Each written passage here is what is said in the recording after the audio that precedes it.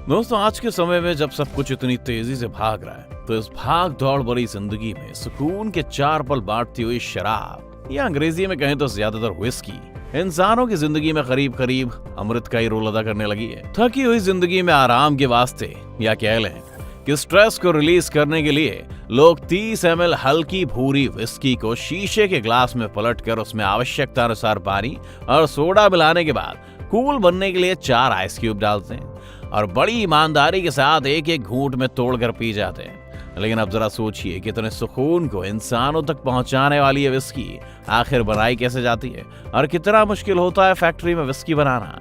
आज की इस वीडियो में हम आपको यही बताने वाले हैं।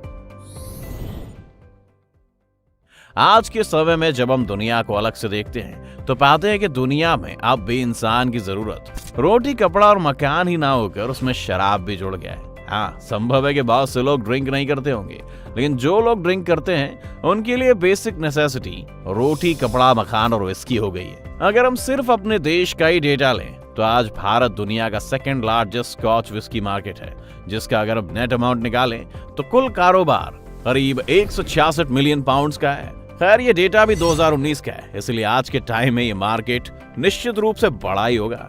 वैसे बात अगर विस्की की कर रहे हैं तो सबसे पहले अगर इसकी हिस्ट्री पर जाएं तो आप पाएंगे कि विस्की की खोज किस एक इंसान ने की थी। इस बात का तो कोई प्रूफ नहीं मिलता है, लेकिन हमें ये जरूर पता है कि इसका आविष्कार कहीं ना कहीं चाइना में हुआ था।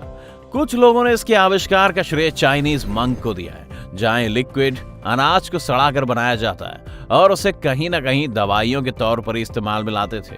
लेकिन इसके बाद जब ये तरीका स्कॉटलैंड पहुंचा तो यहाँ इस लिक्विड को इतनी मोहब्बत मिली कि इसे और बेहतरीन बनाने के लिए अलग अलग तरीकों पर काम किया गया।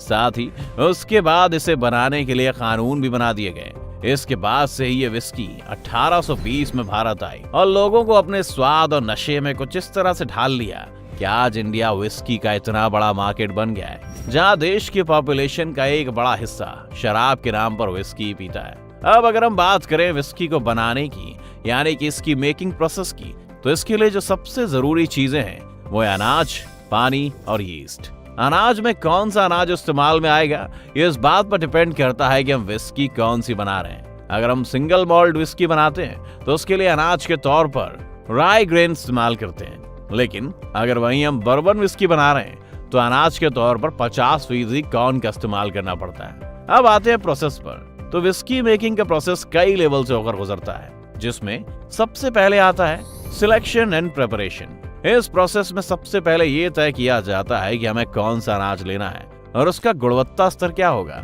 ये सब डिसाइड किया जाता है। साथ ही पानी में कौन कौन से मिनरल की मौजूदगी होनी चाहिए, इस बात का भी ध्यान रखते हैं कि अगर पानी में लाइम मौजूद है तो वो विस्की मेकिंग प्रोसेस को काफी आसान कर देता है। इसके बाद हम आते हैं मॉल्टिंग प्रोसेस में।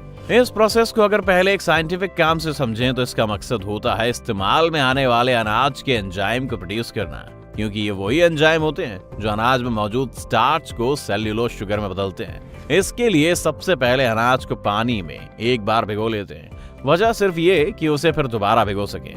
2 बार भिगोने के बाद इसको फिर से फैलाकर सुखाने के लिए छोड़ दिया जाता है। ऐसा करने से ही एंजाइम प्रोड्यूस होना शुरू होता है। अनाज को सुखाने और उसमें स्मोकी टेस्ट लाने के लिए उसे कोयले के धुएं में सुखाते हैं और इस बात का ध्यान रखते हैं कि कमरे का टेम्परेचर 70 डिग्री से ज्यादा नहीं होना चाहिए।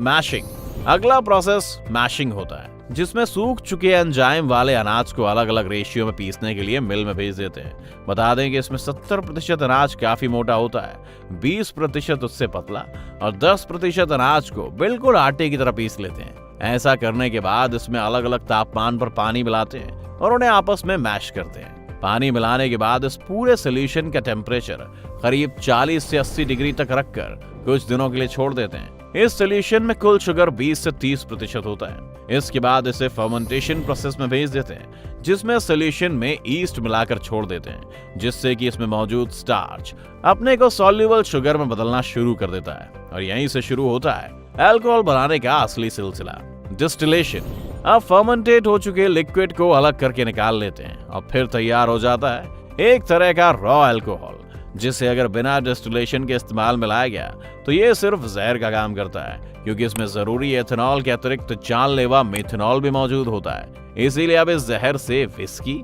या कह लें कि इथेनॉल को निकालने के लिए इस लिक्विड को कॉपर के बड़े बड़े कंटेनर में भरकर रखते हैं। चूंकि इथेनॉल 70 से 80 डिग्री पर ही इवेपोरेट होना शुरू हो जाती है और भाप बनकर ऊपर उठने लगती है, इसीलिए इसे इस टेम्परेचर पर गर्म करते हैं। फिर जैसे ही इथेनॉल भाप बनकर ऊपर उठती है, उसे एक पाइप के माध्यम से दूसरे कंटेनर में भेजते हैं, जहां इसे ठंडी हवा से होकर गुजारते हैं, जिससे कि इथेनॉल ठंडा होकर लिक्विड का फॉर्म ले लेती है। और इस तरह से जो लिक्विड बाद में हमें मिलता है, हम उसमें चेक करते हैं कि अल्कोहल सिर्फ 40 से 60% ही हो।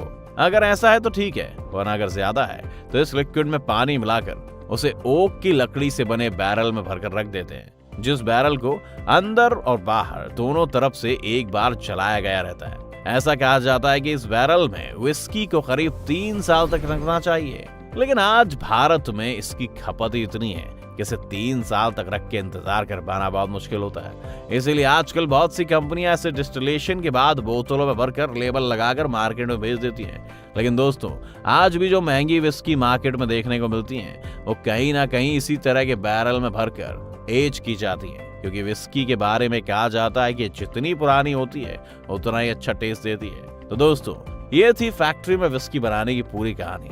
अब अगर विस्की के बारे में आपको थोड़ी और जानकारी दें तो ये कहा जाता है कि विस्की का एक शॉट डेली लेने से बॉडी में बहुत से डिसीज कंट्रोल में रहते हैं। इसलिए जरूरी है कि विस्की जैसे भी पी जाए, लेकिन उस पर कंट्रोल नहीं खोना चाहिए। तो दोस्तों, अगर आप ड्रिंक करते हैं तो आपकी पसंदीदा विस्की कौन सी है, हमें कमेंट करके जरूर बताएं। अगर आज की वीडियो आपको पसंद आई हो तो इसे लाइक करने के साथ साथ अपने दोस्तों और रिश्तेदारों के साथ शेयर जरूर कर दें। अगर आप ये वीडियो YouTube पर देख रहे हैं तो चैनल को सब्सक्राइब करके बेल आइकन दबा दें। अगर Facebook पर आप ये वीडियो देख रहे हैं तो Facebook पेज को जल्दी लाइक करें। फिलहाल के लिए इतना ही, अभी के लिए दीजिए हमें इजाजत। आपसे मुलाकात होगी अगली वीडियो में। शुक्रिया।